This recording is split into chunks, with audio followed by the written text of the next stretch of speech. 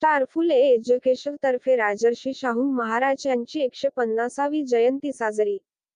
Star भारतात आरक्षणाचे जनक म्हणून शाहू महाराज यांचे मोलाचे कार्य. सत्यशोधक रघुनाथ ढोक.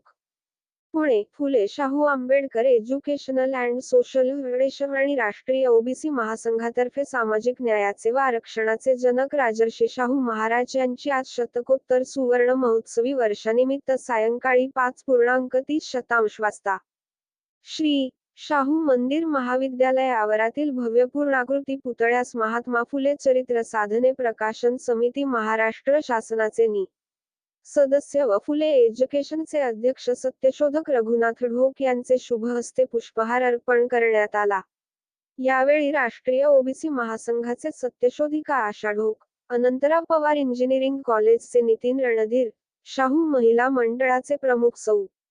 करपे व संस्थेचे महिला प्रतिनिधी उपस्थित होते.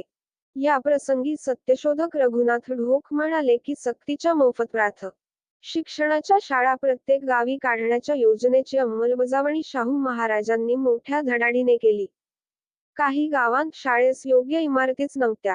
अशा गावातील देवळाचा वापर शाळेसाठी करावा व अशा देवळात गावची चावडी असेल तर पाटलाने ती आपल्या घरी नेऊन देऊळ शाळेसाठी रिकामे करावे असा क्रांतिकारी आदेश सन 1918 मध्ये काढणारा महान राजा राजर्षी शाहू महाराज तर होतेच, सोबत महात्मा फुले यांच्या सत्यशोधक कार्याचा त्यांचे वर प्रभाव असल्याने त्यांनी अंधश्रद्धा कर्मकांड याला तिलांजली देत वर्चस्व नाकारले.